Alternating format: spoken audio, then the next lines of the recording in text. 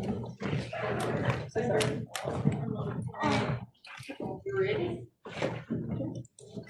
All right, team, we're gonna get started here.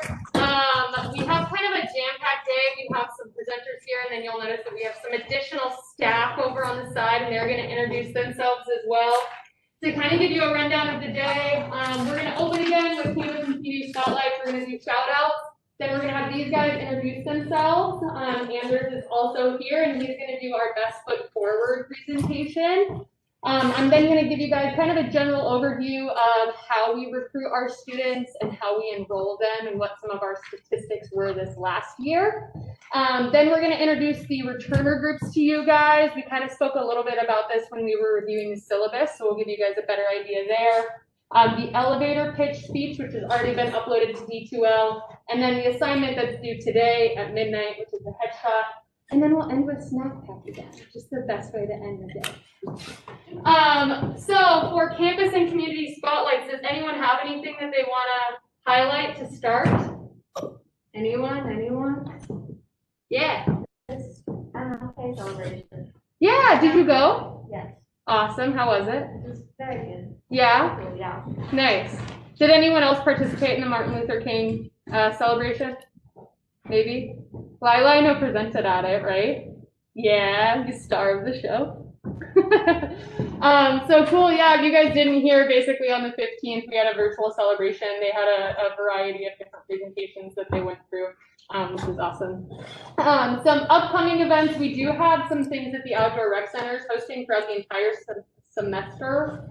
One of them is that they're doing beacon park trainings.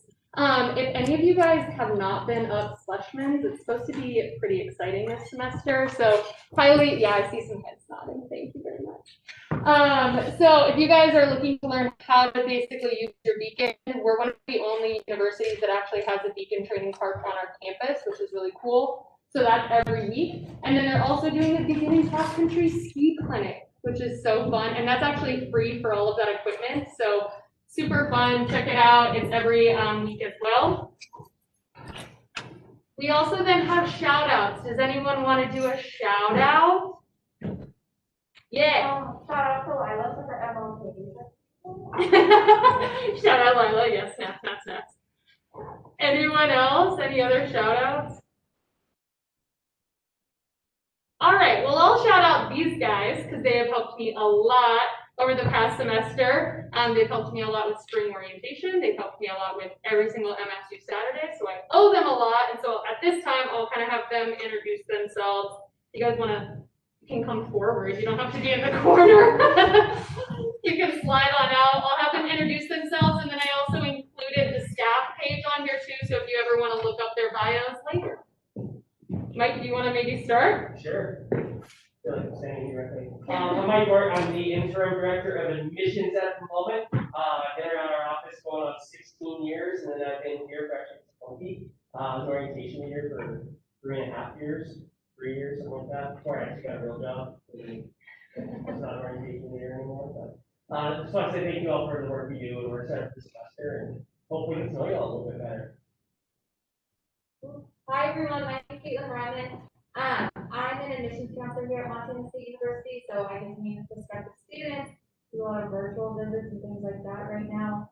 I was actually an orientation leader for 3 years, well, what should have been 3 years, then COVID hit, but I was sitting where you guys were this last year, so I know I see a lot of familiar faces this weekend. But other than that, I graduated in May 2020, and so I started this position right afterwards. Well, hi everybody, my name is Molly Sherner. I'm also one of the admissions counselors. I started in August of 2019, so I've been here for about 1.5 years. Graduated in May of 2019. I was an orientation leader my very first summer after my freshman year, and it was one of the best experiences I had for my undergrads, and I'm super excited for you guys to go through it this semester and also this coming summer. Hi everyone, I'm Lauren. I am also an admissions counselor with Caitlin. I graduated from MSU in May of 2020, so I started the same time as Caitlin as an orientation leader for 2 years. Anders. That's me then. Hi everyone, my name is Anders Grosset. I am currently serving as our Associate Director for Recruitment and Admissions. graduated from MSU in 2008. I was an orientation leader 5 times somehow. And I've been working in the Office of Admissions ever since then. I'm glad you're all here. Yeah, and mainly one of the big reasons that we wanted to bring these guys in is because they are a huge help throughout our summer orientations. They're kind of some of the main staff that assist with putting on our orientation programs. And so they're going to be friendly faces. They do come in throughout the semester and help with various presentations. Molly, I believe, is coming in next week. And so you are going to get to know them a little bit more throughout the semester as well. But also, as I mentioned, they all have experience as a student. So they can definitely help you guys through any questions or concerns that you might have as well. And then I also just included on the slide, you're going to notice that we also have a much larger staff outside of just these folks. We do have our leadership team, Mike and Anders and I are currently on that, but we do have a few other folks that assist with our operations, with our technology, with the admissions application evaluation team. The admissions evaluators are the ones that are actually responsible for processing the applications and any transfer credit that we get. I see Trisha nodding because she helps them every day. We also have our admissions specialists. They're basically kind of our front hand staff. So when you first walk into the office, any of the folks that you first encounter, they're going to be the ones that answer a lot of our day-to-day questions. In terms of the campus visit programs, if anyone is familiar with Alicia, formerly Anna, who just actually left us, they're the ones who manage any of our daily visits. And then we also have our promotions and technology teams. There's a lot of like mailing and email outreach that is always taking place. So we also have staff that assist there as well. And then very lastly, our orientation MSU Saturday team, which is just Holly and I. Small team, but mighty. So in all, we have around 30 staff members and then about 100 student workers that traditionally help us. And so it's a huge effort, and these folks are a big part of it too. So kind of wanted to give them the chance to introduce themselves, but you'll notice a lot of other folks that also help throughout the semester. So, any questions for these guys while they're standing up here? Who was it that was super into thrifting? Yeah, so she was like, one of my hobbies is thrifting, and I said, you gotta meet Molly. Sure. Cool. Well, thank you guys so much for coming in. I appreciate it. And then at this time, we're going to have Anders, and he's going to stick around, and he is going to do our best foot forward presentation. Yeah.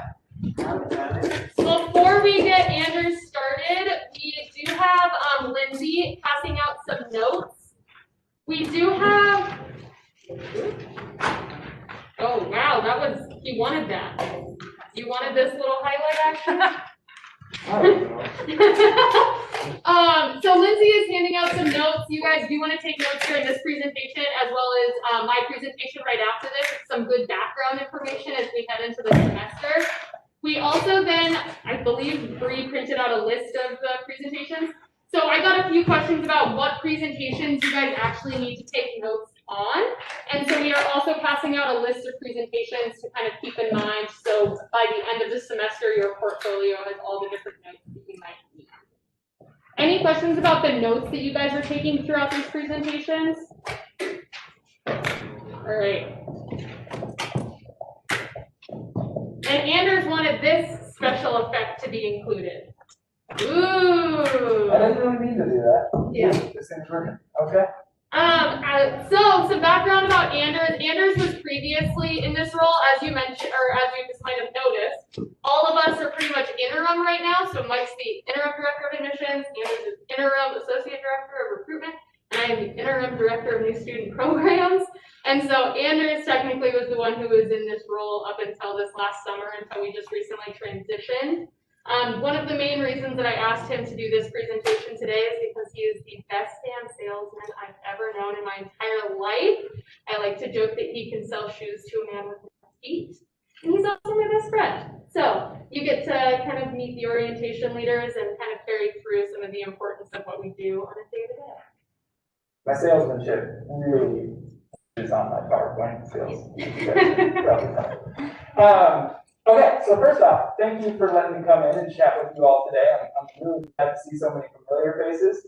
I do see some faces that I don't know, and I'm looking forward to getting to know each and every one of you throughout this semester. Just on a real quick base level, just so I know, how many returners do I have in here? And those of you logging in, I know you can't raise your hands right now, but returners? Okay. First timers? Nice. How many of you are from Montana? Out of state? Okay, cool. I want to start with kind of just a general, first off, I want to start by thanking Shannon. I always love being able to interact with our student employees and our student ambassadors. You all have the coolest gig on our campus, and you're so important to what we do in admissions. And so I just want to thank you for taking this step. You know, for some of you, this leadership responsibility, this leadership role that you're in, it might be a little bit outside of your comfort zone. That comfort zone never expands unless you take these steps. And so I'm really glad to see that you're here, that you're interested in being involved in our office, but really just overall in that creating culture at Montana State University. We're thrilled to have that. So I want to start with kind of just a general question. I'm going to first ask those of you who are first-time orientation leaders, so returners, I'll get to you here in just a second. Somebody, throw up your hand. What is it that you think we do in orientation? What is it that you think this gig is all about? You know, when you signed up to do this, what were you sort of hoping for? Anybody got any examples? I mean, I can just tell you off the top of my head, like to orient the new students to help them know kind of like, all right, like what's important? Where am I going to stay the night at school? How am I going to register for classes? And who do I need to go to if I have questions? Awesome. What's your name? I'm Oren. Oren. The name taken wasn't there. I'll leave it. That's okay. What about anybody else? Anybody else have any kind of general ideas? Awesome. At a base level, that is the most important thing that we do. Yeah. What's your name, sir? Taylor. Taylor. Awesome. Oren, Taylor. In the back. So I think it's kind of to be like the middleman between like you guys at orientation who kind of are instructing, putting those messages through, and then them. Because we're like college students, we've been through it, and just trying to be like there to be like allow them to ask questions and the middleman point, just so they don't feel like it's adults versus them.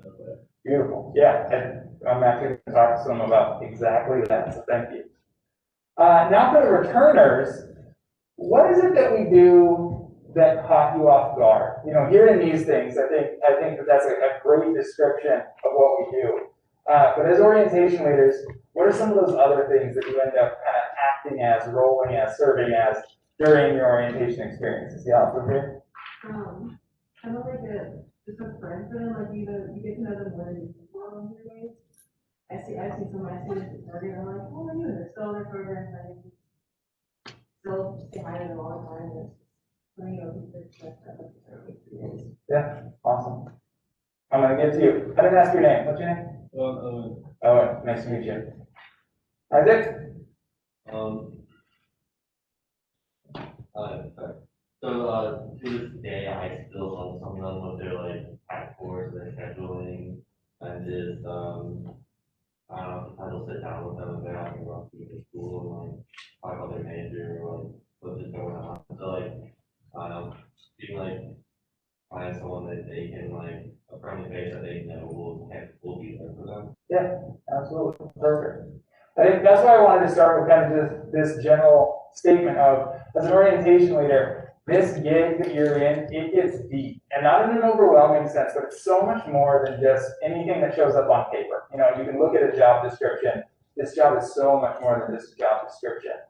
It can be a really impactful piece for you, the students that you work with, the faculty and staff that you work with, and so on. So, moving on, and it's going to be my assistant. When you were talking, I went back and forth and highlighted it, because I was like, so much more than you think. Where I want to start with is just, as a first impression, we never get a second chance to do that. And for those of you, whether you were from in-state or out-of-state, I want to know, is there anyone in this room who, when you came here for your new student orientation, that was the first time you were ever here? Hands go up. Awesome. I always think about one of our former colleagues, Max. Max was from Buffalo, New York, and when he came here for his new student orientation, it was the first time he'd ever been to Montana, MSU, Bozeman, anything. And so that first impression, you can sort of look at it as, they're going to send us emails, they're going to get on the phone with us and attend some of our virtual events and whatever the case may be. But you might be the first face that they know. You might be their first peer, their first friend, their first knowledgeable resource on campus. And so that first impression that you all can make as orientation leaders is invaluable. As Isaac just said, it doesn't just last the period of time that they're at orientation. It can last several years or even beyond that. And so that first impression that this group makes is one of the most important facets that you can serve, is just kind of being that mentor, that peer, that friendly face for a lot of them. So I want to start just by kind of with the not fun stuff of numbers. This is a big decision. I know everybody in this room knows that. College is a huge decision for students and for families. You can see the figures up here. It costs a lot of money to go to college. And so as this role as an orientation leader, you're sort of helping secure the decision to make that decision. One of the things that I put down here is buyer's remorse. Anybody ever had buyer's remorse? Or like you buy something, yeah, bunch of hands go up. You buy something and you're immediately like, oh, why did I do that?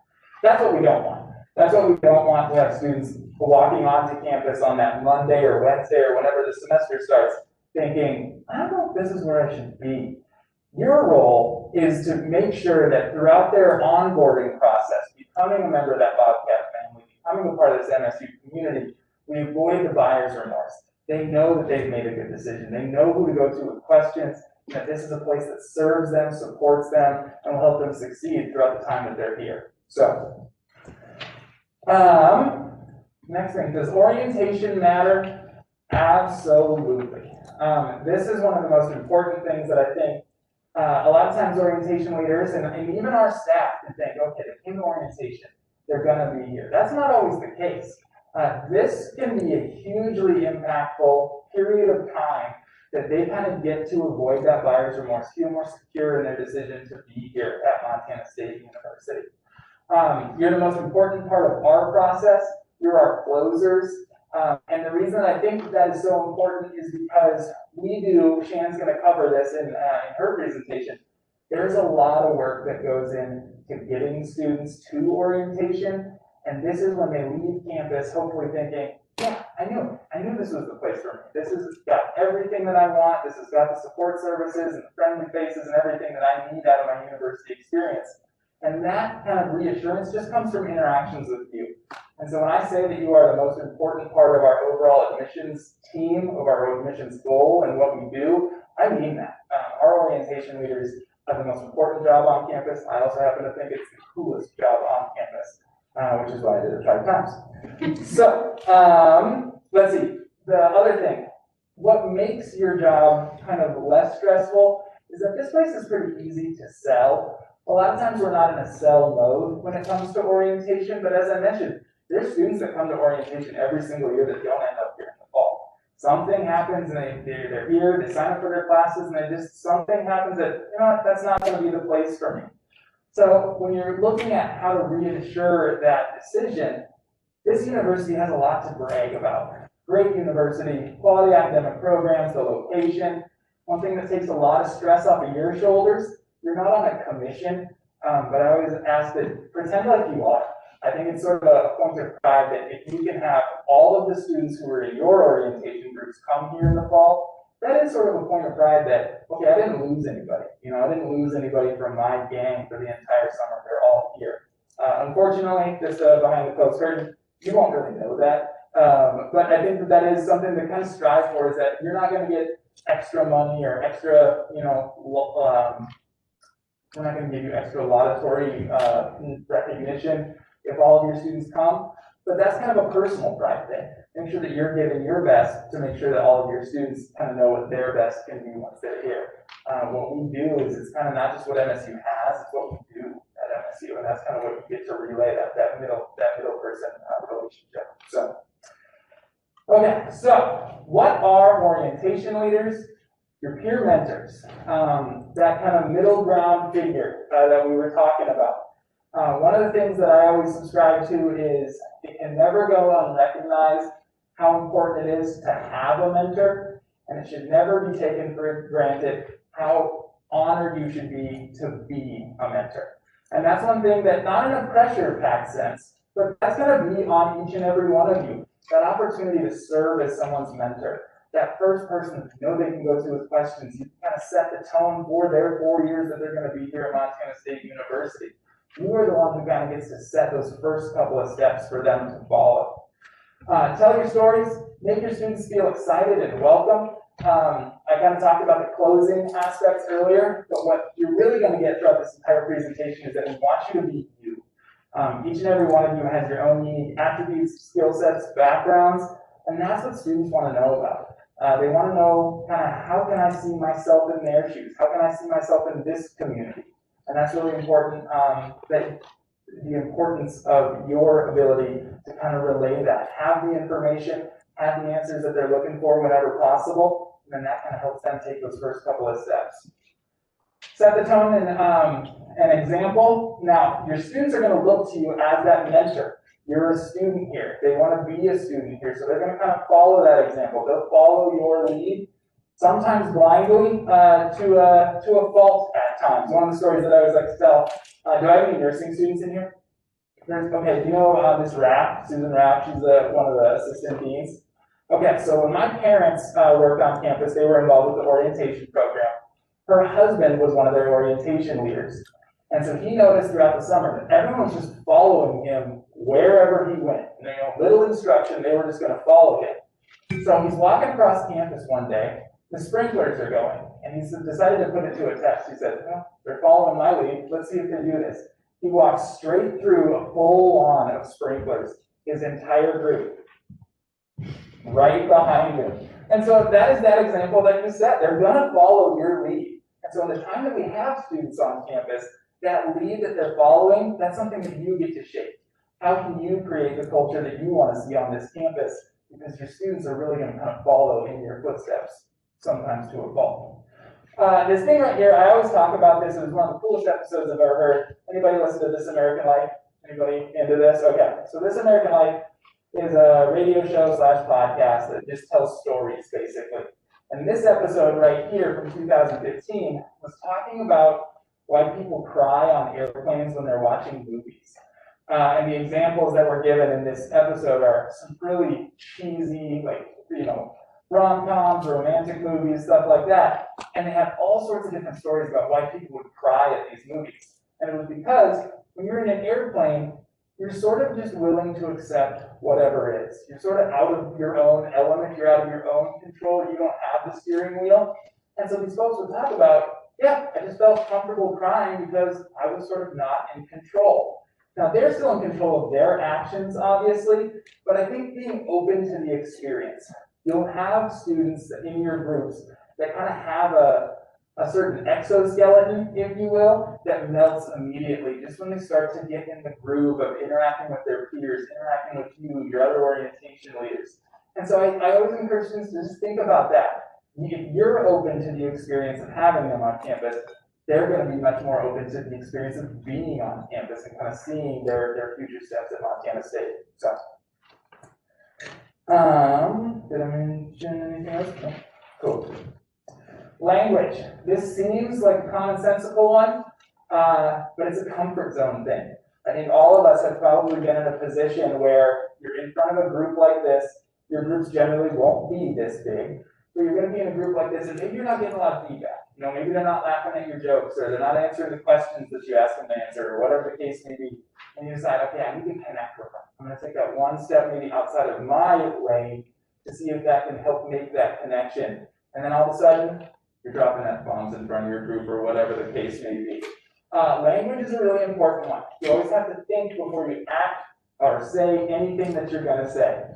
Watch out for racial or ethnic or sexist slurs. Again, that seems commonsensical, but we've had it happen in our office where that backfired. We had a number of years ago, we had one of our student tour guides was taking a group around campus, and they were pointing out Langford Hall, the all-male residence hall. And if I remember correctly, this was actually a group of football players that was coming on their prospective visit.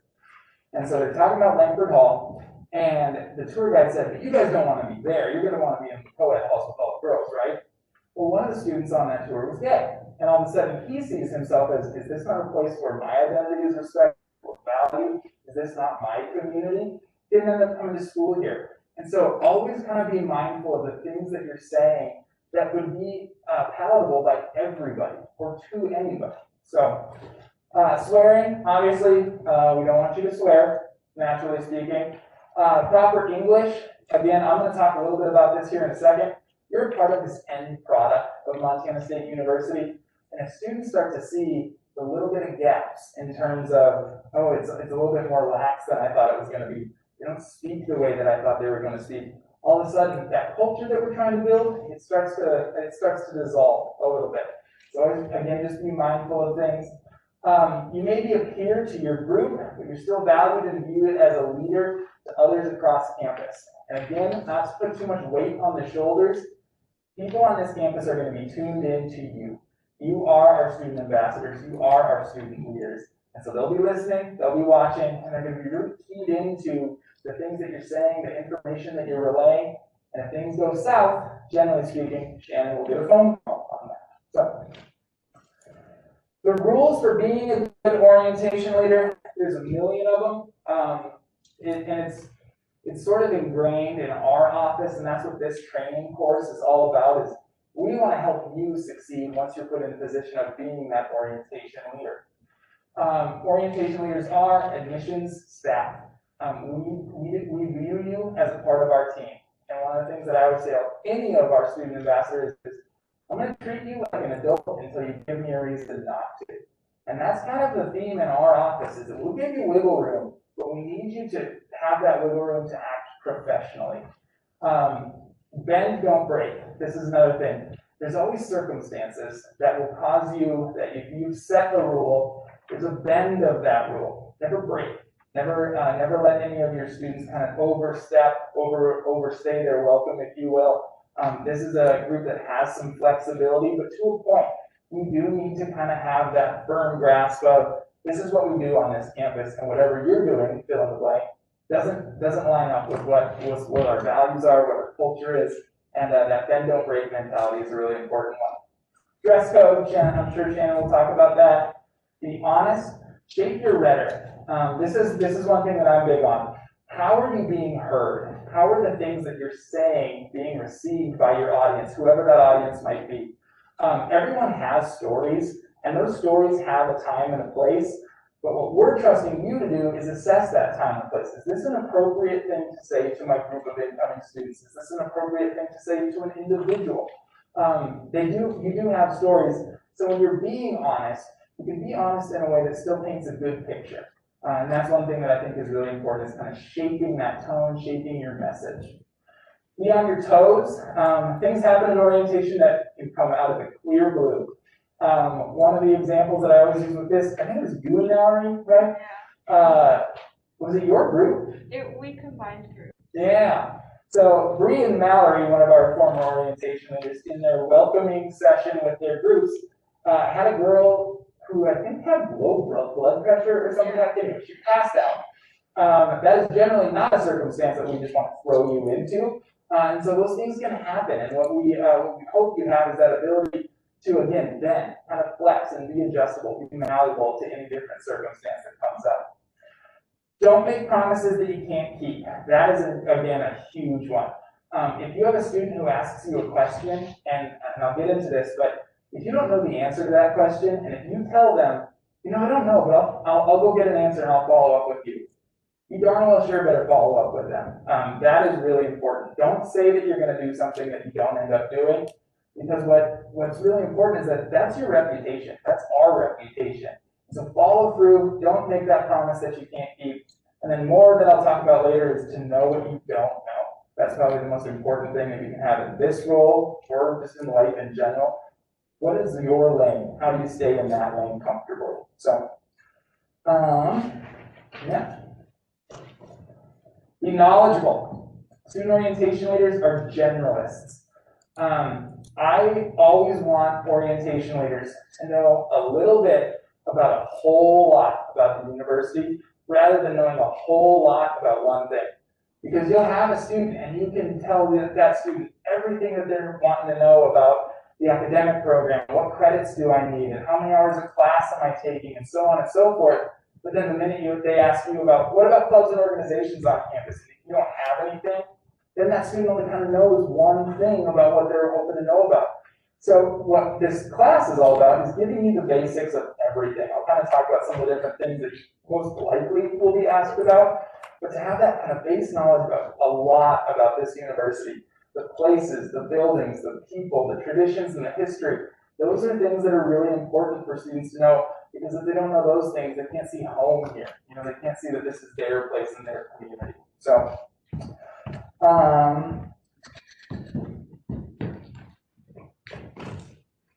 I feel like I was going to say one more thing. Oh, no, it leads into the section. Talk about yourself. One thing that orientation leaders are, they're you as individuals. And again, what students want to see themselves is how they can be here in your shoes. So talk about your classes, talk about your professors, talk about the clubs and organizations that you're in, talk about what you do on the weekends. Again, we're going to trust you that there's a time and a place to talk about what you do on the weekends. But kind of, again, give them the full picture. Give them your full picture. And if it's something that they're interested in that's outside of your lane, use each other. You will find that the most valuable resource that you have as an orientation leader is your peers. Every single one that's in this room, that's logging in on WebEx, they are hugely valuable, and they're in your corner. They're going to be happy to answer questions if they know something that you don't. And so I think just that student experience that you can share kind of helps eliminate that barrier, dissolve that barrier of, can I be there? Yeah, I can be there. I know I can succeed. I know that that's a place for me. So give them a lens and help them begin their stories. That's one of the things that's up here right now. Student orientation leaders are storytellers. That's one thing that I'm really big on is tell stories. You know, make it engaging. It's not just rote facts, not just general information, but really it's your story. It's your peers' stories that can end up making a huge difference and a huge impact on students wanting to be here and wanting to be engaged, and eventually taking that step to pursue leadership opportunities, just like each and every one of you have. Student perspective, again, never have that second chance to make a first impression. Orientation experience is in a lot of ways like a first date. This is the first time that they see themselves as a part of this community. They can kind of get a grasp of, oh yeah, the ski hills are close and there's great downtown. They have a degree program. But again, the university experience is about so much more than just the academic side of things. It's what happens outside the classroom. How am I going to meet people? How am I going to start to kind of call this place home and feel home here? They want to kind of have that experience with somebody who has the experience of it. And so share that stuff. Really open yourself up, and that will help your groups open up as well in the long run. So facts and stats, stories, and your experiences on campus. And again, reassure them over and over and over again that the decision that they've made to be here at Montana State is the decision that they should have made, and they should be happy and proud that they've made it. Interact with your group. Orientation leaders are interested. The quote up there is one that my dad gave me a long time ago. I really do, I hold to that. If you ever want to be interesting, you better be interested. And that goes a long way in terms of making that first impression, but also making connections. When you're talking with somebody, you might have all of these different student experiences, but figure out what it is they want to know. Dive in with your group and kind of get to know them on a personal level, because the more you know each and every individual in your group, all of a sudden your group starts to gel. And Isaac, when you were talking about how some of your students over the last couple of years have still come to you, what you'll find is that orientation groups still kind of meld together long after their orientation experience. Some of my best friends that I graduated with were guys that I was in my orientation class with, my orientation group, I should say. One of them, Jared, huge hippie, we didn't have a lot in common.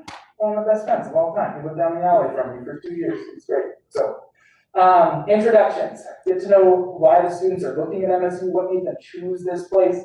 And I think, again, the more that you kind of know who they are, you know what communication pieces to use that's in your own back pocket. How can you engage them? How can you introduce them to other students in the group or beyond? So, I did want to, getting people to talk when they don't know each other can be brutal sometimes. So for returners in the group, any helpful tips or hints or anything like that on when you've had a group that maybe is a little bit slow moving, slow to gel? How did you kind of start to get them to connect, open up, speak, anything like that? Yeah, Alex. When we had the candy bags, I brought them with candy. Driving them with candy. I usually have a lot of questions. And like, I couldn't know which one. Shannon's closing class today with snack bags. See, it's driving true, it works. So, what about anybody else? Everybody already knows in here, I like to embarrass myself, and so that's what I did with my students. I would just be like, not super tight and just loose and have fun. And eventually they came to me and were like super fun. I also got on stage a lot and danced. So yeah, just like stepping out of your comfort zone makes them feel comfortable to step out of theirs. Also made me get on stage to dance one. Yes. Thanks for that. You're welcome. That whole group didn't yield, none of them did. Let's see, next up. Parent perspective. This is, the general focus of what we do with student orientation leaders goes back to that whole notion of, I'm going to be a peer mentor. I'm going to have a group of peers, college students. The other group that you're going to interact with, those parents. The parents look at the whole experience a little bit differently from their children, or guardians, or whatever the case may be. Generally speaking, they sort of, again, look at you as a part of that end product. Go back to that very first kind of heavy slide of the money side of things. A lot of parents are still helping students pay for school. And so when they have an interaction with you as a part of that end product that doesn't sit well with them, that impact can last a long time after just that conversation or that interaction. And so generally speaking, 9.9 times out of 10, parents are going to love you. They're going to love hearing about where you're from and what you're studying and what do you do on campus. They're going to be into that whole experience. But every once in a while, you're going to get a parent who is still in that shopping mode. They're doing some digging and they're kind of doing some recon on, is this the place that I want to send my student to go to college? Is this where I want to have my investment go towards it at Montana State University? So just always, again, kind of going back to be on your toes, be knowledgeable, be able to talk about things. Don't be intimidated though. We'll talk about this here in a second, but you've all been selected to be in the roles that you are because you've earned it. You deserve to be here. And that's what I hope this whole semester instills in each and every one of you, is this confidence that I know my stuff. I know that if I have a parent who's going to ask me tough questions, I know that I have them, I have those answers, or I know who will have those answers to kind of point them in the right direction. Helicopter parents, you'll probably have some helicopter parents that aren't quite ready to let go. They're going to try and sit in on your sessions. They're kind of overly invested in the overall experience. The other ones are Velcro parents. Velcro parents, how they impact you all is more on the student side of things. Does anyone know what a Velcro parent is? I actually already told them this. There you go. I give you credit though. You rip them apart, they're useless. And so you'll have some students, I need to go check with my mom, or I need to go check with my dad, I gotta go call, blah, blah, blah. This is an independent step. The university experience is one that belongs to students. And so this can be a first kind of part of that transformation process of, this is your time. This isn't mom and dad's time, or guardian's time, or siblings' time, or whatever the case may be. Is it our place to help them make that transition?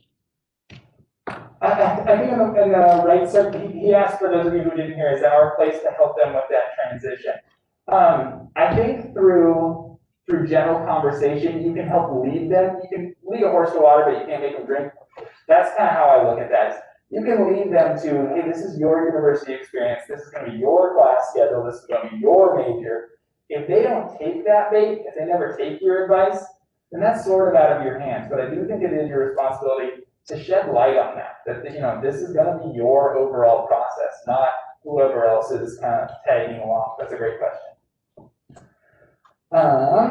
Okay, I said I was going to come back to this later. The best thing to know is what you don't know. You are all students. We are not perfect. No one on that staff that was in here is perfect, and by no means do we expect you to be. What we do expect is effort, though. We expect honest effort, and those can be split up or conjoined. We expect honesty, we expect effort, and we hope that every single day that you serve as an orientation leader, you're working to be better than you were the last. And so things that, this kind of goes back to like, don't keep those promises, or don't make those promises that you can't keep. We don't want to lie, we don't want to make up answers, And then if you don't know the answer to something, you say you're gonna follow up, make sure that you do. Again, kind of give that genuine effort, make that genuine connectivity between you and whoever your audience is, because then they'll be able to see that, okay, I don't have to be perfect either. Alex didn't know the answer to my question, but she helped me get pointed in the right direction for somebody who did.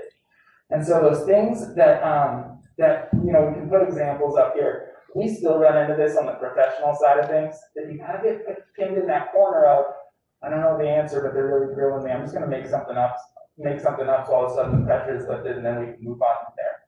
That is not what we want to do. Even if it does require you to take a few extra steps, put in a little additional work, that's what we want you to do. That's kind of what makes this whole best foot forward really stick, is that they can see that you're showing general interest, investment, and effort, and that goes a long way for making that impression. So, okay. Know what you don't know, be mindful of what you show. Best foot forward, we're talking about that over and over again. But this kind of goes by, you can read everything that's on the screen right there. Again, shape your rhetoric. For those of you who were here throughout the fall semester of 2020, again, I'm sure everybody has stories. They have stories about how their courses were delivered, interactions with peers and professors, getting help from XYZ office on campus. We all have those stories. Generally speaking, orientation is not the place, it's not a place that you can treat as like a therapy session. You might have had some bad experiences, but how you shape, how you explain those experiences goes a long way. And that's hugely important for each of you to know is, maybe you didn't have the greatest experience with the blended modality of your chemistry class or whatever the case may be. What we're hoping that you do is you've held on to some of the positives of what happened throughout this semester or any other experience that you've had at Montana State University. So that even when you're honest and say, this wasn't the best thing for me, but, and kind of fill in the blanks from there, you can kind of put a positive spin on anything. You can read those examples again. So what we're doing again is trusting you to assess situations, assess what you have to share, and how is that going to land on people's ears? How is that interaction, how is that conversation going to be a lasting one rather than just a stop-dead one? So, making value judgments, this is something that we never do with other campuses, with entities or programs on our campus, whatever the case may be. Again, this is an independent step for the students that are going to be here. And so what we're hoping that they do is they start to make their own judgments and assessments on their own. Between you, me, and the wall behind closed doors, I have a million reasons why MSU is a better school than the one listed on the screen. But that's not my job. That's not my job to tell a student why. We hope that they come to that decision independently and naturally. What's the best residence hall on campus? One of the things that I've always said is every residence hall on our campus is not the perfect fit for every student, but with the variety that we have, there is a perfect fit for every student. What should my major be? Well, what are you interested in? What do you like doing? What do you feel like you're good at? Again, that's kind of like that shaping that conversation. You can kind of help shape them into a decision mode rather than just, I need you to tell me. It's sort of I need you to take these steps. I need you to tell me what you're interested in most out of this university experience. Asking the right questions. This is a big one. This is one that I still kind of focus on every single day. Very rarely does any question deserve a yes or no answer. What we're hoping that you do is you can be active listeners.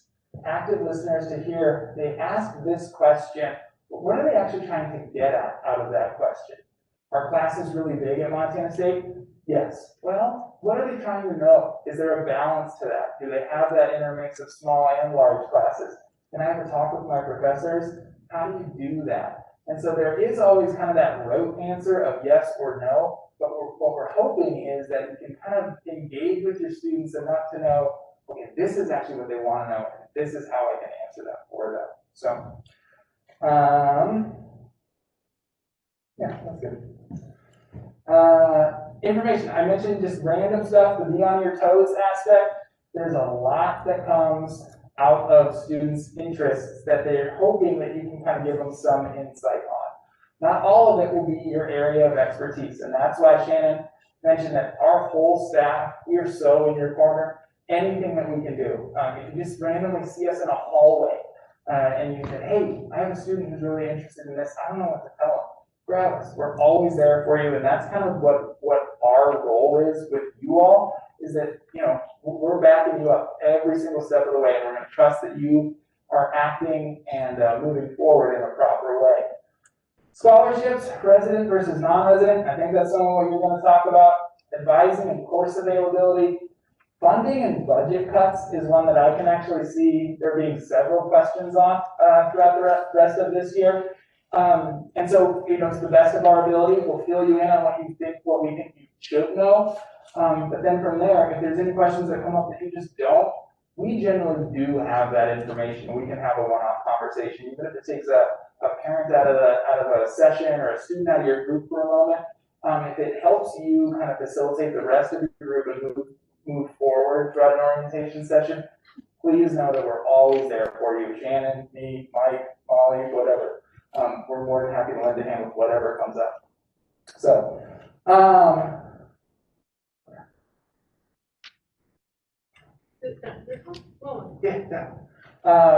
clubs and organizations, Greek Life, Residence Hall Association, whatever the case may be.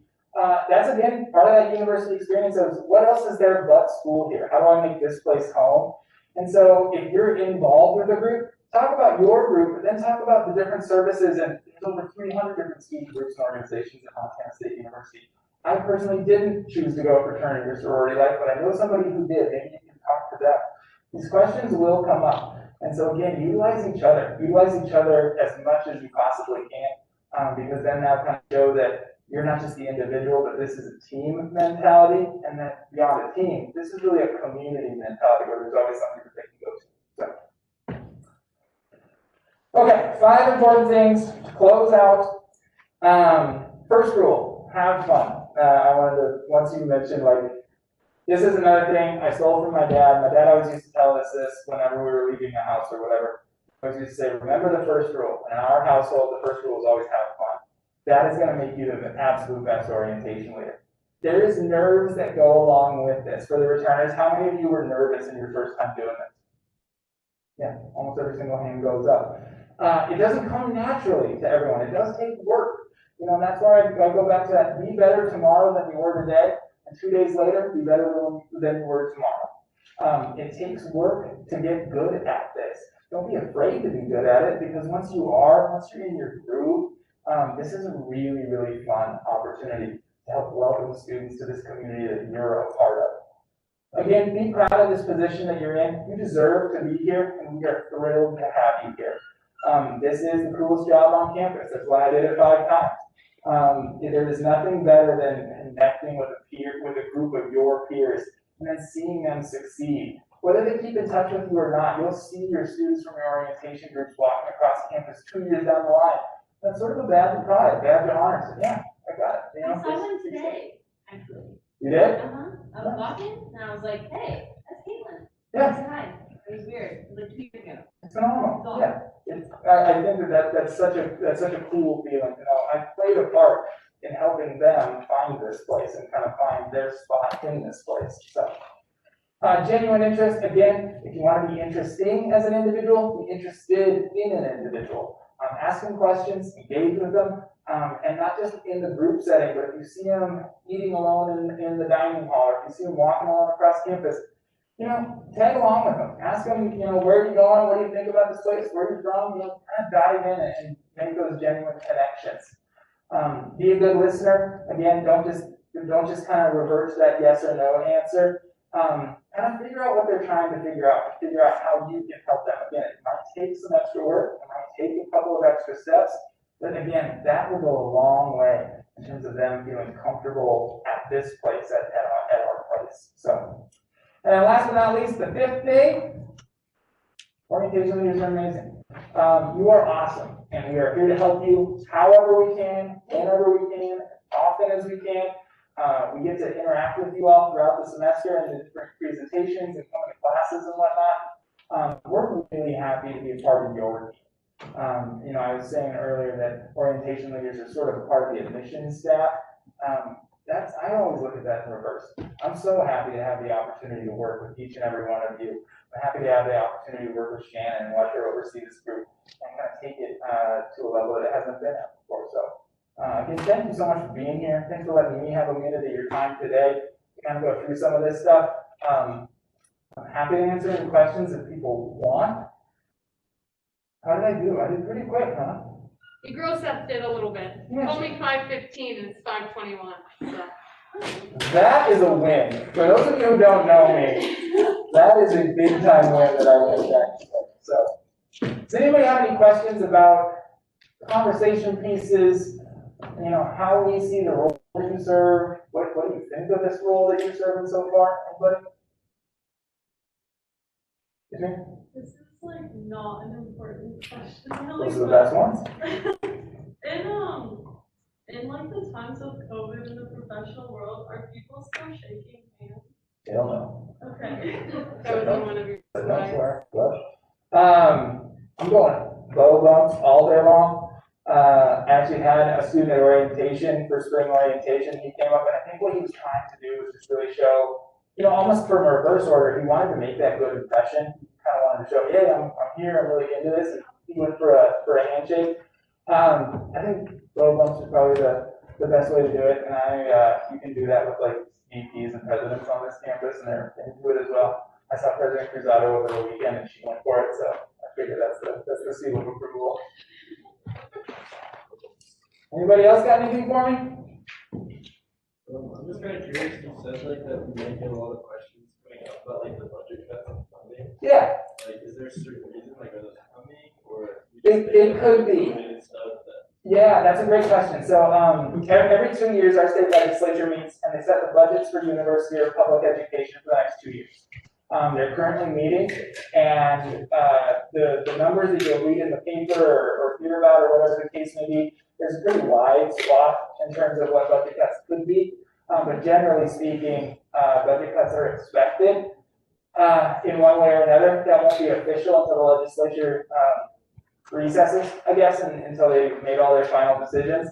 But those are things that can impact course availability, facilities, professional positions, so on and so forth. So those are things that sometimes, I would say more often than not students, but parent family members, guardians can be a little bit more invested in. So I think that information will come out kind of like in February. Yeah. Awesome. Well, I'll get out of your way. Again, thank you so much for your time. Thank you for doing what you're doing. Most important job on campus, that peer mentorship role is one that I think you can't beat, and you all are stepping into a cool opportunity. So, Jan, thank you. Thank you. Always a pleasure. Appreciate it. I'll take it right back from you. Let's give Anders a nice round of applause.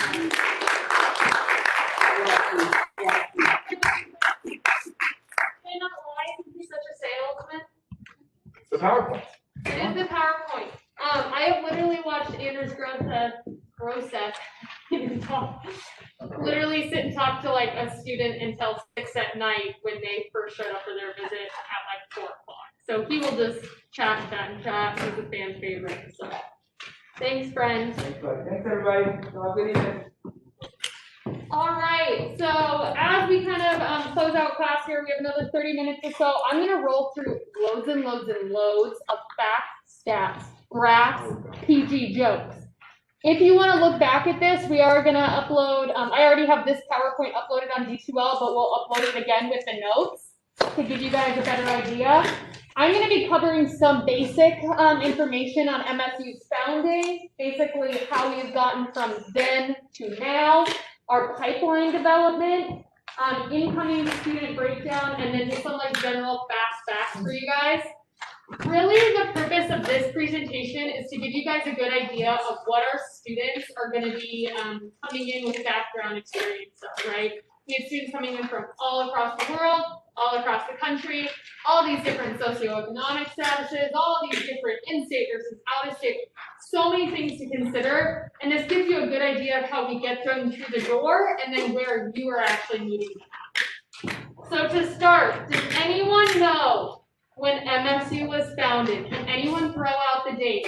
Oh, Trisha, I was gonna say the year. what's the year? 1893. Points to you. Does anyone know the date? February 16th, 1893. Ding, ding, ding, ding, ding.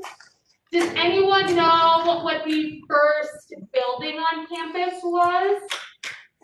Does anyone not besides those two know? Yeah, North and south edges. not North or South Hedges, unfortunately. The Montana Hall. Montana Hall was second.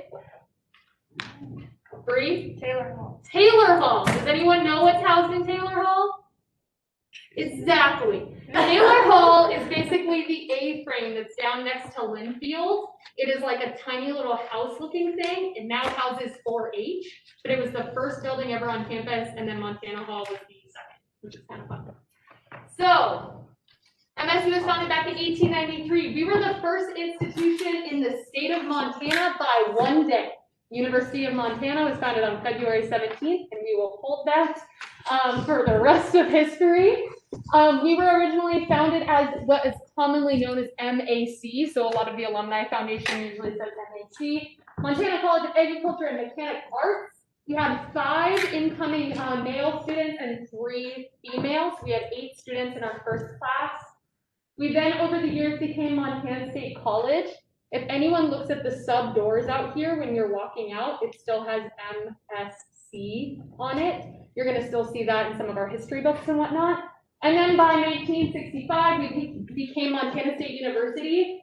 This is a little confusing because actually we used to commonly at some point in time be referred to as the University of Montana as well. So over history, depending on who you talk to and when they graduated, they'll refer to MSU by different names.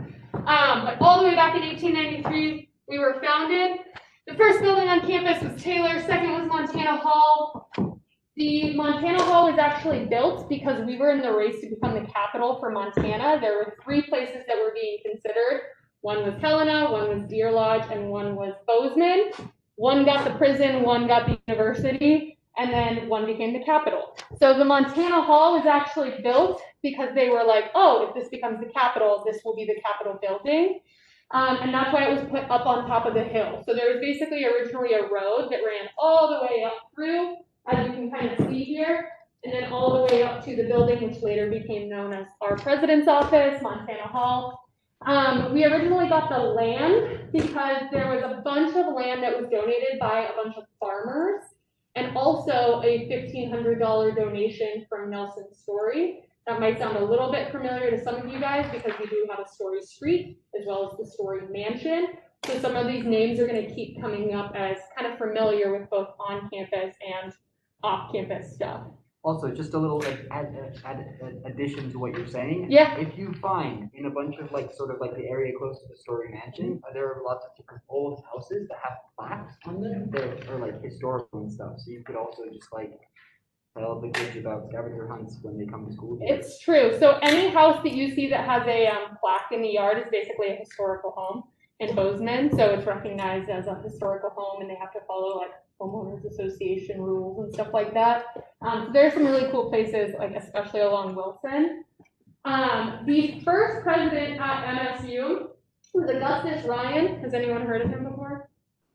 Exactly. He was the shortest president in the history of MSU. He was only in for about a year. He had a bunch of different conflicts with like the board of trustees and stuff, and they kicked him out. And Reed came in. That's where you know Reed Hall. He was one of our longer presidents, and that's also how you're going to see Reed across like campus as well as Bozeman a lot. It was over our second president, or after our second president. I thought you meant like height when you said short. I'm like, oh, what a I fact. do too. What a fact. What a fact! All right, so we are a land grant institution in Montana. A land grant institution essentially means that we are recognized as the institution in the state of Montana that is responsible for educating the sons and daughters of the working class. That is quoted from the Morale Act. It was passed in 1862. Does anyone, oh no, it says on the screen, doesn't it? I was gonna say, does anyone know the president that was in office? It was actually suggested by Justin Morale. He was a Vermont representative, and it was signed into law by President Lincoln. That's why we have Abraham Lincoln statue outside the sub right now. On our 125th anniversary, they put in that statute in recognition of us being a land grant institution. This basically, when you boil down all of the big words and all of the different acts, means that we are accessible and that we are going to welcome any Montana student that wants to get an education at MSU. We really deem it as our responsibility to be that public institution to offer them those opportunities. So in every single state, there is at least one land grant institution, but there is also multiple now across the state. So that gives you some quick background. When we look at how all of this started to where we are now, our office is essentially responsible for a bunch of different stuff. I will also tell you, our office does a lot of stuff that nationally, super bizarre. It is really dang strange that an orientation program is housed in the Office of Admissions. Traditionally, it falls under like an Office of Student Engagement or an academic advising. Really common to also have it in the Dean of Students office or for it to be its own office entirely. The fact that we're in admissions is really unique.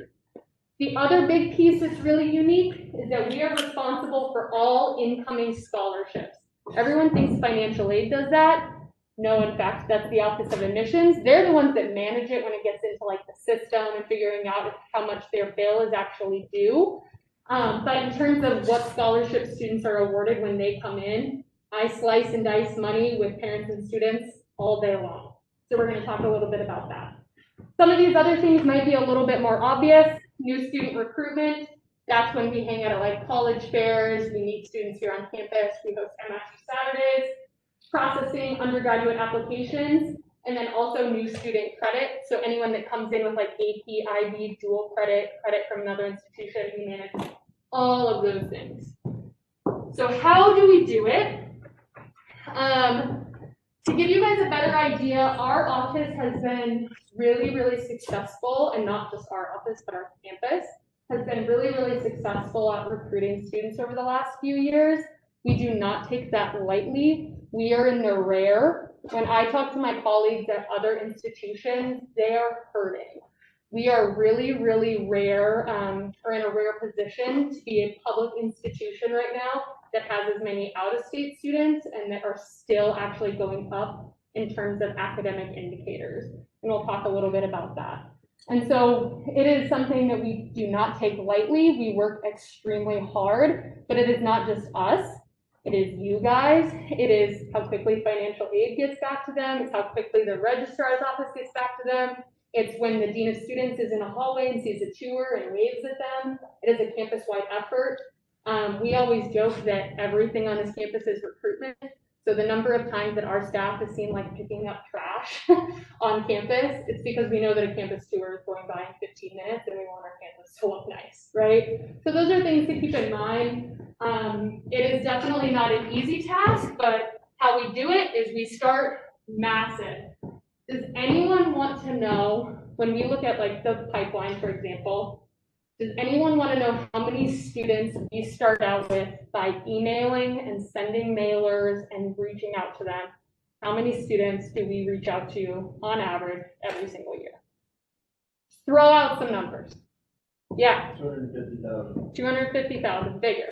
Million. All right, Trisha. It's a million. It's right under a million. Basically, this is from fall 2019. We have what are first called suspects. So I mentioned to you guys that I went and worked for a company in Virginia for a little while. We essentially work with a third-party vendor that helps us identify suspects. Suspects are people that have taken like the ACT, SAT, or they've taken like a college prep survey, or they filled something out online that's like, I want to go to college and maybe out of state. We get all of that information through this company and can start reaching out to them.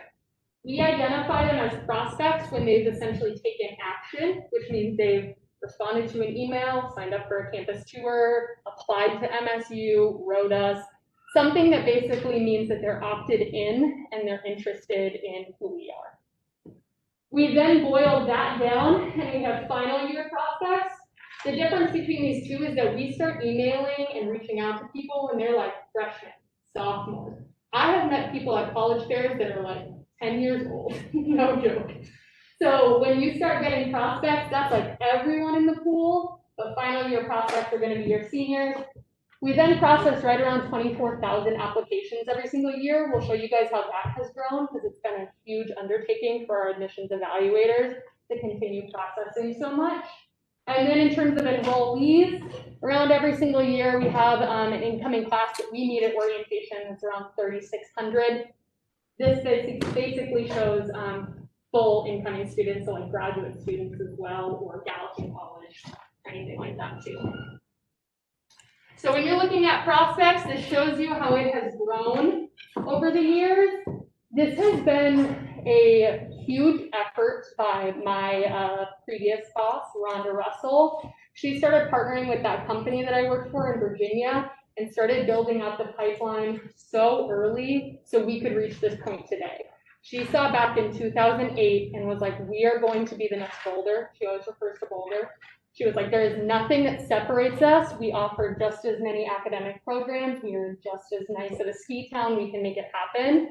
And she has really continued to work with this company to use all of the different technology and resources to make this happen. So this is our total prospects, so people that are interested in us. Basically how that happens, it's a big secret, but it's not.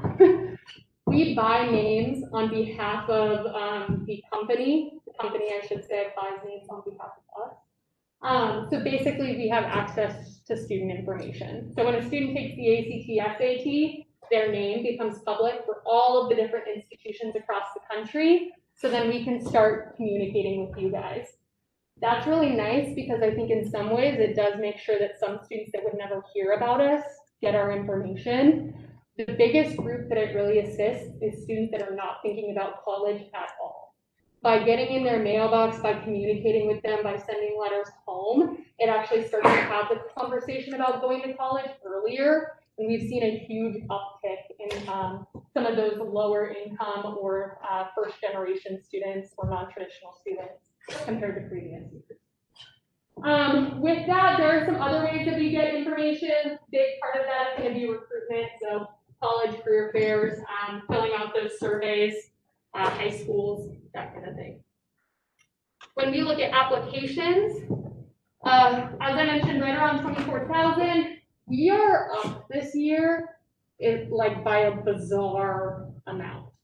So we have no idea what yield is going to look like at the end of this whole thing. Yield is basically how many students that apply actually end up attending MSU.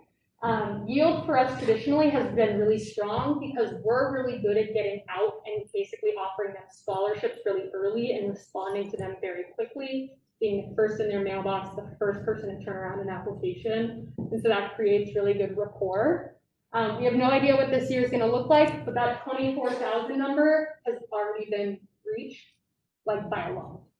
So our team has been underwater, but they're working very hard. Trisha knows this, she keeps nodding her head, because they have just had an increased amount of applications, and the volume has just been insane. So as I mentioned, we do a lot, constant emails, constant email and mailers.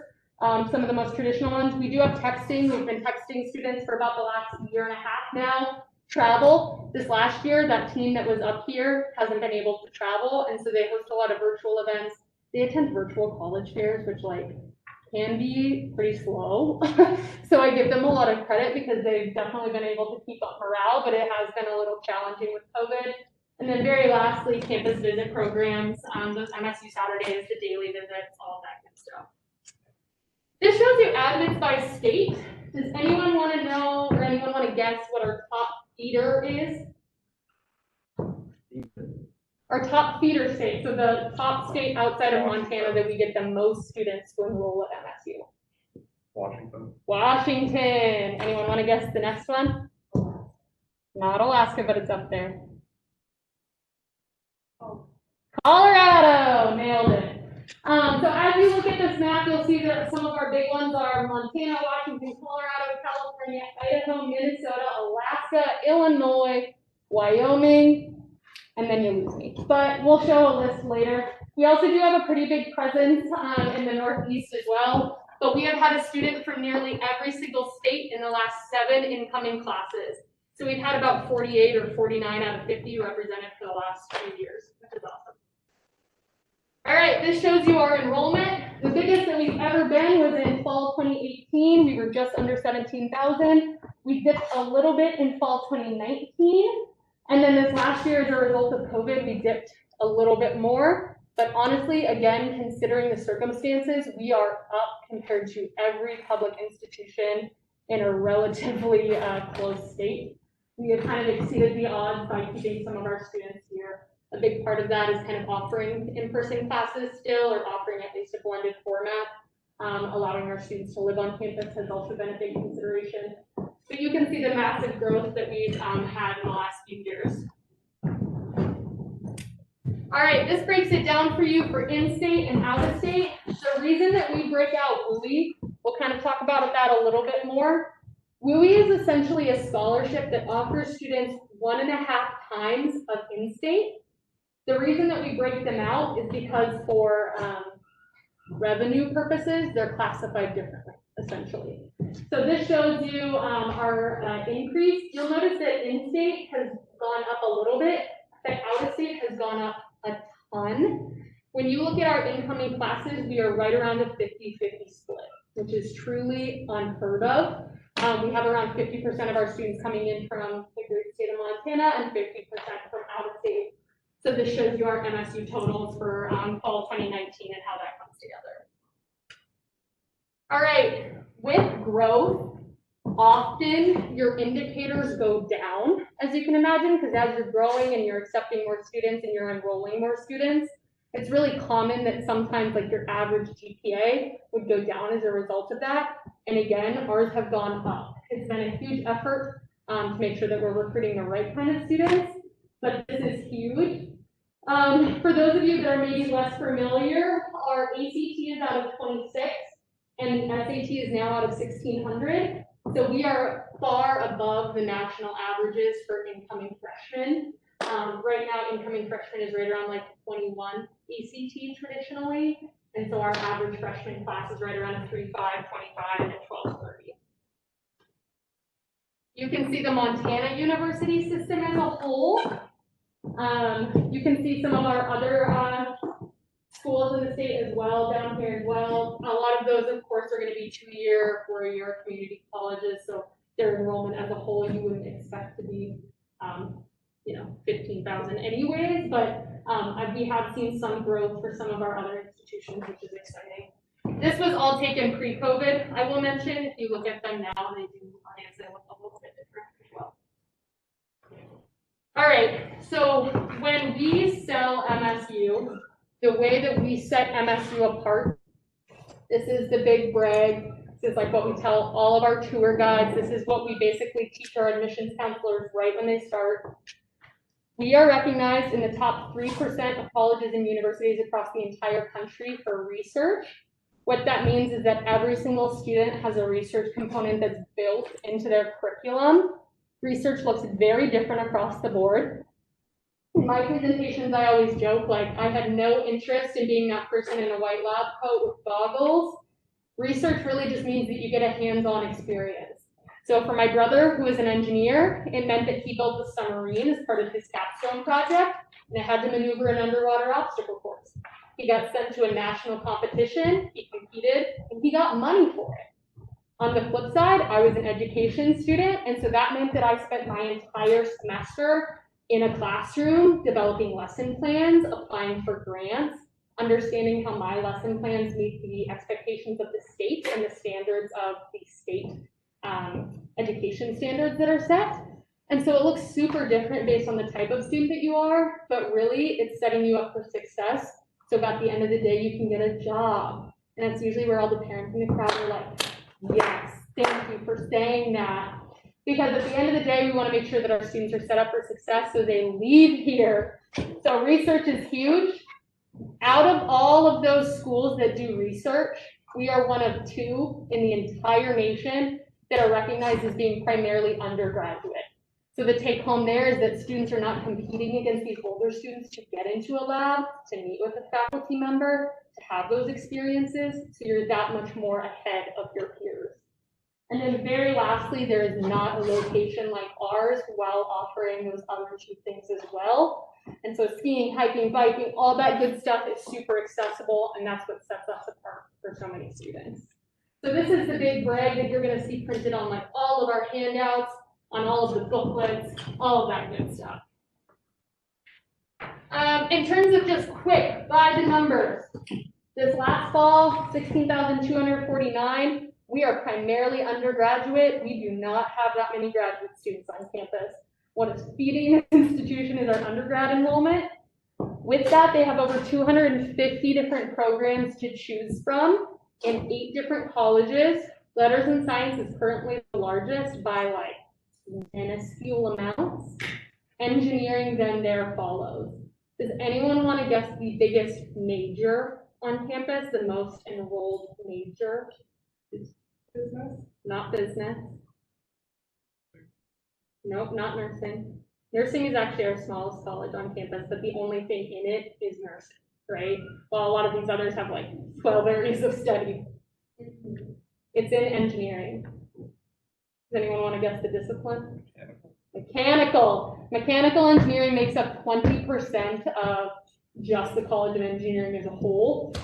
So it's one of the biggest majors on campus. All right, I mentioned that the mix is super unique. This is like really rare when you look at other public institutions in surrounding states of our size. We have over 50% of our incoming class this last year was out of state. And this breakdown of male versus female is actually breaking the national average too. Traditionally, it's swapped. The reason that we have more male students, as you can kind of maybe assume based on my last question, is because we have a lot of STEM fields here, which most traditionally bring in a lot of male students. And so that's why we actually have that swapped compared to the national breakdown. But of course, trying to break those barriers and doing a lot of recruitment around women in STEM as well. Top feeder states. So, oh, see, I messed it up for fall 2019. This last year, Washington was first, I swear. But this gives you a good idea of where students are coming in. We do have like random ones like Massachusetts. What the heck? No one would have ever thought that. It is also extremely, extremely rare for us to have to go down to, I believe, number 6 or 7 on this list to not have a border state. A lot of recruitment that you'll see, like in Washington, for example, will all come from Idaho or Oregon, or a lot of the states that surround California are what feeds the UC system. It is really rare for us to only have Idaho as number 6 or 7. We actually get them primarily from Illinois West. All right, with that, we've been talking a little bit about out-of-state students. In terms of Montana, Montana has just less people as a whole, right? Like we're a super rural state, so it becomes that much harder to recruit students. And we also, if you look at like birth rates, there's just less students that are college bound and at that age right now compared to other states. With that being said, we try to get some of the best and brightest out of Montana. The Montana University System Scholarship is essentially a scholarship offered for all of the students in Montana. So you're going to take like high GPAs, your high ACT, SAT scores, and they're awarded a scholarship that's a tuition waiver, and they can use it at any of the public schools in the state. So they can choose to go anywhere that's a public institution. We got 74% of them, which is huge. So we have a lot of students from Montana that are coming in. If you look at our market share, it has continued to go up. We get about 17% of college-bound students in Montana, which is significantly higher than a lot of the other schools in the state. If you break down the school, or break down the state by what schools they attend, you're going to see MSU up there. You're going to see out-of-state up there, which means they leave Montana and go elsewhere. You're going to see UM. And then a lot of students might be attending some of our 2-year colleges or our community colleges, staying closer to home. But then also a lot of students just ultimately don't pursue an education right out of high school too. That's really common in our state compared to some of the others. All right, in terms of top feeder counties, Gallatin is our top one, as you can imagine. Yellowstone is going to be Billings, Lewis and Clark is Helena, Missoula, Flathead, Cascade is going to be Great Falls, Ravalli is down by Missoula as well. There's Ravalli County down there. So huge feeders coming in from across the state there. This shows you Gallatin College. We do have a huge emphasis on helping Gallatin, making sure that those students are coming in. It's kind of a funny partnership because we have a lot of students who might come in and want to start at Gallatin and then they transfer to MSU, but we also do have a chunk of students that start at MSU and then decide to just get their associates or do a specialty degree, such as welding, interior design, bookkeeping. We just learned that they're creating a phlebotomy program today, which is going to be huge. So depending on some specific specialties there, it's kind of an ongoing partnership between the two of us. But right around 200-ish every single year. All right, in terms of some of our unique populations on campus, our veteran students have gone up significantly in the last year. Holly and I were even just talking about our spring orientation veteran numbers have doubled, which is really cool. We are recognized as a yellow ribbon institution, which basically means that if a student has veteran benefits or any benefits that they have through the military, they can use those with us. And so a lot of support for making education affordable. For fall 2020, we did see an increase in some of our diversity statistics on campus. A big part of that is going to be our Native American students, Asian students, Hispanic students have all increased. And then we've been steady with some of our other students on campus, such as our Black students and our Native, Hawaiian, and Pacific Islanders. So with that, it is, again, as we continue to grow, we want to increase some of these other statistics with this because it's important to us. It's built into our mission. We want to make sure that everyone feels comfortable at MSU. So this has been a huge effort as well, and to see those numbers go up even by a small amount is a win. Again, seeing some of these other indicators go up is huge as we continue to grow. Some of these numbers, they don't look so good, right? Like the 4-year graduation rate at 35%, that is probably the trickiest question that we get every single year. This is actually along the national average for a public institution of our size, which is hard to accept. But with that, our 6-year graduation rate is a little bit better. One that's a little bit more palatable than what Deb likes to say is that 1 in 3 students graduate in 4 years from MSU. Some of the reasons that we see these numbers being a little bit smaller is that, again, we are a rural institution, and we really accept that any students from the state of Montana that want to come to MSU can, and we're going to help them become college ready and college bound. So we do have some of our students coming in that are maybe less prepared for college, and we're going to help them so they don't graduate necessarily in 4 years, but they graduate at the end of the day. We do also see a lot of our students taking time off, maybe deferring, taking a gap year, studying abroad for a year, any of those things. But ultimately something that we continue to work on. And then with our retention rates, for anyone that maybe just doesn't know what retention is, it's basically the number of students that come back from freshman year to sophomore year. So we want to continue to see that number go up as well. It's been right around 77% for the last few years, and we just bumped it up 78 this last year. Just exciting. All right, some of the other ways that we basically track students. Let's say that they've visited campus, they've been accepted to their top 3 schools, and now they're like, I don't really know, I'm kind of floating around in the universe, how do I choose? Decision IQ is basically a indicator for us where we send them an email that says, hey, are you coming to MSU? Yes, probably, maybe, and no. And based on their answers, it actually allows us to target those group of students. So the yes students, we know they're coming, that's so great. The no students, get them the heck out of here. And then we can really send a lot of our love and a lot of our messaging to the probablys and the maybes. With that, we also use a financial aid optimization. Oh, first, This is, when we ask them what other schools are their top, schools that they're considering, this is their response from last year. So you can see that the blue is fall 2019, the orange is gonna be this last year, fall 2020. You actually have to get down to number 6 to reach, UM again, and then we do also see Carroll in this list pretty frequently. But we often hear about the Boulders, Colorado School of Mines, University of Washington, Boise, Western Washington. As you can imagine, it's where a lot of our students are living, so that's where we see a lot of that as well. The other piece is that we do use a financial aid optimization tool, which is just a really fancy way of saying that we use this company to figure out how much money we can offer a student so they come here, but it's not too much money.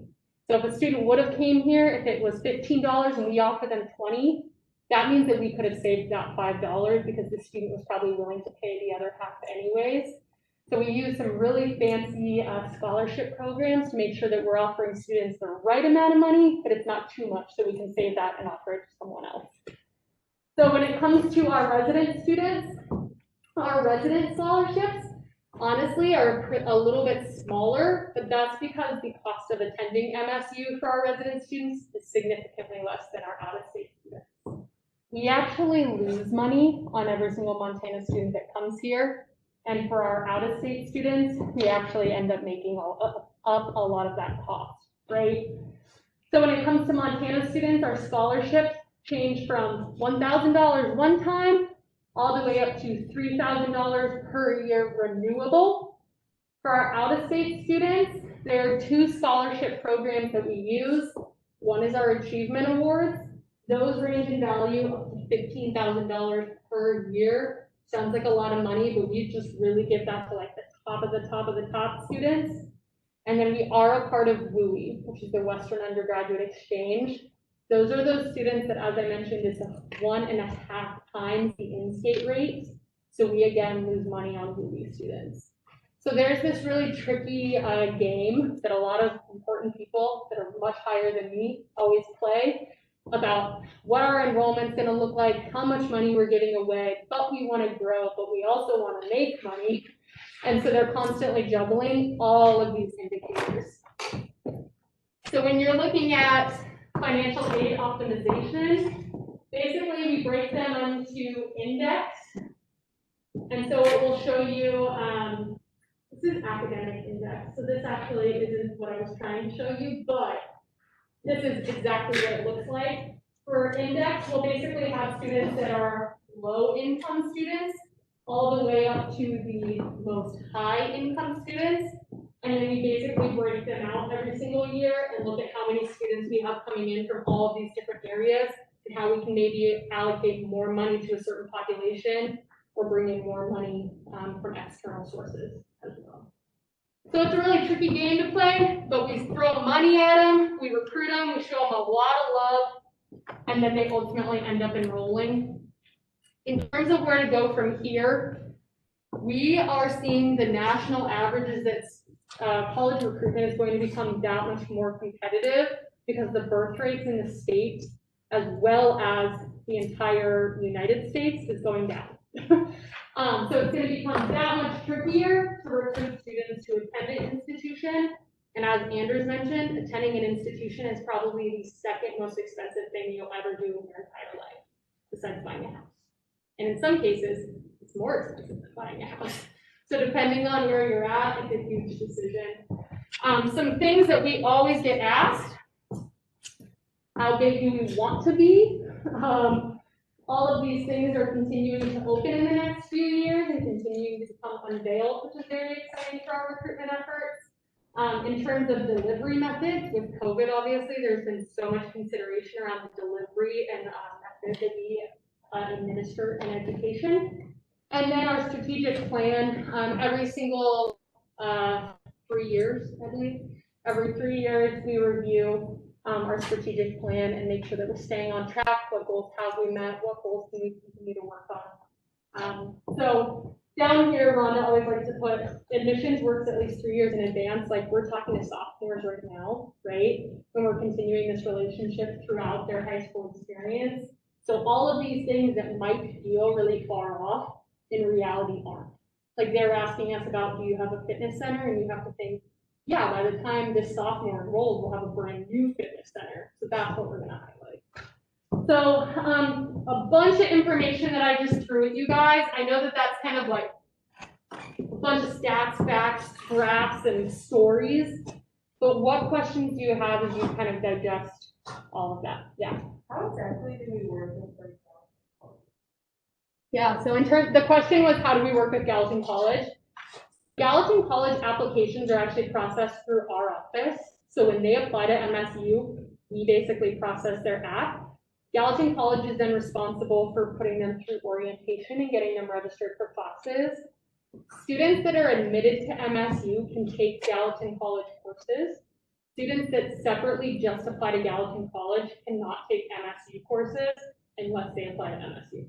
So we do have some students that might partner those two up. The most common one that we see is aerospace. So a lot of students will major in like engineering and then also do aerospace through Gallatin College so they can take both. A lot of students might also just pursue an AA or an Associates of Arts or Associates of Science through them and not get a 4-year degree at MSU. So it is an ongoing relationship and partnership because as I mentioned, we also have a lot of students that transfer back and forth. Through Gallatin, they also offer a lot of our developmental courses. So a lot of our like Math 096, for example, which you guys will hear about a lot in orientation, that's through Gallatin. So it is kind of a partnership that we continue to build. I think sometimes it's stronger than others, but we work pretty closely with them. They actually were at our staff meeting today, kind of cluing us in on some new programs and new things that are happening. Yeah. Did you also? Yeah, so like, I as a student myself, like walking around campus, I'm like, oh yeah, Romney, or like I hear about the fitness center. Will we know like the dates that they are predicted to be finished, so we'll be able to? Yeah, we can touch on these as we present or have a certain academic areas of study present. And then when we talk about the campus tour, that's when I think it'll come up a lot to discuss like this is going to be open in a year. Other questions? How Yeah. much of this do we need to like know and share? Not a ton of it. That's good. Especially this stuff is not something that I imagine that you guys will recite that often. I really just wanted it to offer you some background as to what our staff does, questions that we get, considerations. I think the biggest thing is like some of those stats like enrollment and stuff like that will come up, but we'll kind of continue to repeat those throughout the school. Yeah, for sure. If I can make an announcement, they give them the fact stat sheet that we got in their package too. Yeah. So they have the copy. Those facts and stats I gave you so you can read through those, just some light reading before bed. As I mentioned, we'll also post this PowerPoint, so if you guys really wanted to look at it that much more in depth or like dissect the numbers or something like that, you can totally do that too. So what are we doing with the elevators? Great. Okay, I'll be so fast. So basically, we have 3 things for you guys to consider. One is that the headshot is due today at midnight. If you haven't already, go into D2L, send in a pretty picture of yourself. We'll evaluate it. Submit an elevator pitch. Elevator pitches are basically just an introduction of who you are and then also some information about MSU. Lindsay has recorded a example one, and I posted that on D2L as well. And I believe that you guys already passed out the handouts. Basically, some things to include: name, hometown, year of school, major. But then here are some other things for you to potentially include based on your interests and your background. Please make sure to label them in a certain way, like you know who you are, but it's helpful. With that, we also then have returner groups. Returner groups are basically an opportunity for you to connect with other students in the class. You're going to be broken up based on returner. You then have the opportunity in the next 3 weeks to meet and do whatever the heck you guys want to do. It's okay if it's virtual, that's what you're most comfortable with, but basically a designated time for you to connect. I then want you to write up a reflection about what you did, things to keep in mind, things you enjoyed, things you learned, things that didn't go well that you want to keep in mind for your next returner group. I have some examples on D2L for you guys too. And the first one is due February 4th. This is your first returner group. So you can see your OG up top. For those of you, Mitchell in this group, Mitchell is not in the class, but Mitchell is enrolled in the class. He's just never physically here because he has a time conflict. So we're gonna loop him in so you guys can actually start meeting him a little bit more. But Lindy is your returner, who also I think just left actually. But Lindy is also there to help you guys as well. You guys can see who's in your first group. You then also know who's in your upcoming group, so you can start meeting with those groups as well. This is also a reminder that in services, you need to accumulate 50 points by the end of the semester. So this is an opportunity for you to potentially do one of those in services with your group. It would be double whammy, get them both done, hooray. I know that was very fast, but what questions do you have? Yeah. Both of us. Oh, okay. Oh, yeah. Oh. They'll be switching back and forth, yeah. Other questions? Okay, I did post a lot on D2L today. I was working through a bunch of stuff, so if you have questions, feel free to look there. Check out the office hours with the coordinators. You can ask me on Thursday if anything else comes up, but the main thing you gotta do is post your headshot by tonight. Thank you much. We'll do snack bag next class. Oh yeah, sorry, next time. Or we're gonna do 2 next class? We can do 2 next time. Yeah. Look at you, Chris, with all the good ideas.